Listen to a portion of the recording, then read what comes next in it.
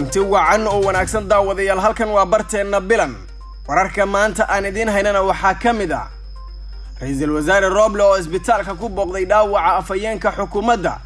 waa sidee xaaladda Maxamed Ibrahim Macalimu masadaba in loo qaadi doono dalka dibadiisa si loo baxnaaniyo xaaladiisa caafimaad hawlgallo laga sameeyay Boosaaso kadib qaraxyo ka dhacay iyo faahfaahin ku saabsan ayaan idin haynaa Jubbaland waxa ay shaacisay 13 kamid ah kuraasta golaha shacabka iyo sidoo kale baarlamaanka UK oo ka doodaya madax banaanida Somaliland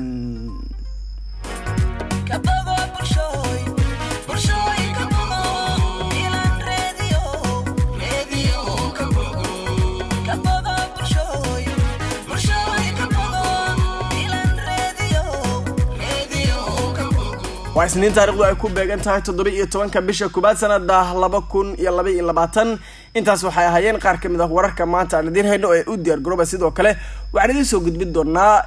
maamul goboleedyada dalka ayaa aad waxa looga dareemayaa dardargelinta doorashada warar ku saabsan ayaan soo gudbin doonaa daawade hadii ay tahay markii kugu horeysay aan soo booqato waxaan ka codsanaynaa inaad boggeen like saartid si aad ugu dhiirigelisid muuqaalkana si share gelisid mahadsanid daawade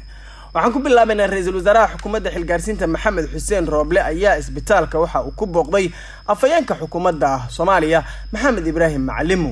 ra'iisul wasaaraha xukuumadda Maxamed Xuseen Roble ayaa isbitaalka ku booqday afayeenka xukuumadda Maxamed Ibrahim Macalimu ku dhaawacmay qarax al-shabaab shalay ee la beegsadeen ra'iisul wasaaraha ayaa la sheekaystay Macalimu oo xaaladiisa ay soo hagaagayso waxaana eebe uga bariyay in caafimaad degdeg ah uu siiyo dhinaca kale ra'iisul wasaaraha ayaa warbixin ka dhageystay dhaqaatiirta daaweynaysa afayeenka xukuumadda kuwaas oo sheegay in xaaladda caafimaad ee afayeenka xukuumadda Maxamed Ibrahim Macalimu ay tahay hadda mid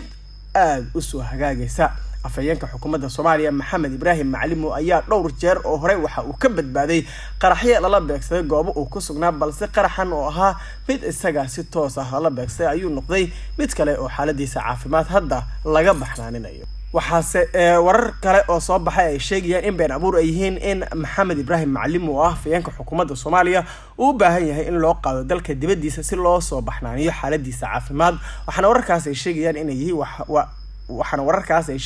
yihiin waxba ka jiraan oo xaaladda afayeenka ay tahay mid hagaagsan laguna baxnaanin karo isla dalka gudihiisa marka waxaan eegaynaa magaalada Boosaaso ayaa waxa laga sameeyay howlgallo kadib qaraxyadii xalay ka dhacay magaaladaas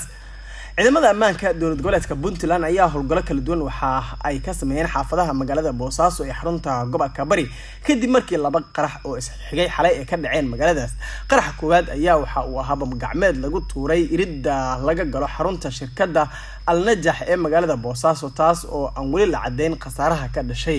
qarax labaad ayaa isagana waxa lagu tuuray iridda laga galo shirkadda Muwaafaq ee ku taala bartamaha magaalada Boosaaso halkaas oo ay ku sugnaayeen ilaalada shirkadda waxaana la xaqiijiyay in uu soo gaaray khasaaro inkastoo tirada rasmiga ah ee aan la xaqiijin khasaaraha xalay ilaa iyo saakay waxa ay ciidamada booliiska gobolka Bari ay wadaan howlgallo kala duwan oo ay ku baadigoobayaan dadkii ka dambeeyay qaraxyada bam gacmeedyada ah ee la beegsaday shirkadaha ganacsi walow arrimaha amniga aysan wali sheegin dad loo soo qabtay weerarkaas ama qaraxyadaas magaalada Boosaaso ee xarunta gobolka Bari waxa ay ka mid tahay goobaha loo asteeyay inay ka dhacaan doorashooyinka xildhibaanada golaha shacabka waxaana maalmihii la soo dhaafay si weyn loo adkeeyay amniga magaaladaas markana waxaan eegaynaa arrimaha doorashooyinka wararka la xiriira maamul goboleedyada ayaa aad waxa looga dareemayaa u diyaar garowga doorashada hadii aan ku horeyno magaalada Jowhar ee xarunta u ah maamulka Hirshabelle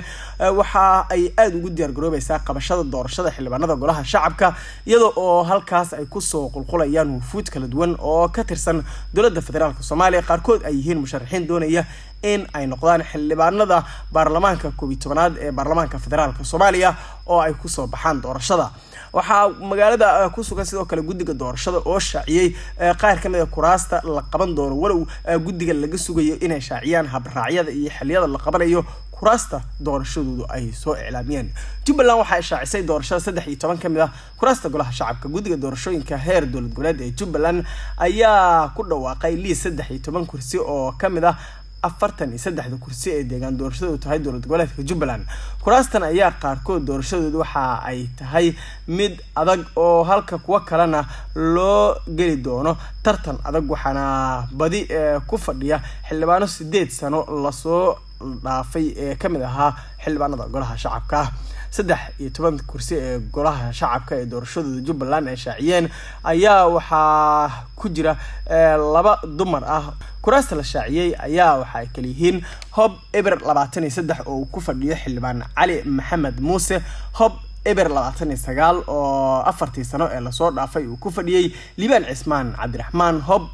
Eber 72 oo sanadii la soo dhaafay uu ku fadhiyay Cabdirashiid Maxamed Xidig, Hob 79 oo sanadii la soo dhaafay ku fadhisay Farxiya Xasan Maxamed, Hob 92 uu ku fadhiyay Maxamuud Cabdullaahi Siraaji oo hadda ah gudoomiye ku-xigeenka guddiga maaliyadda ee golaha shacabka ah. Hob 112 uu ku fadhiyay Cabdicasiis Cabdullaahi Maxamed Xukun, Hob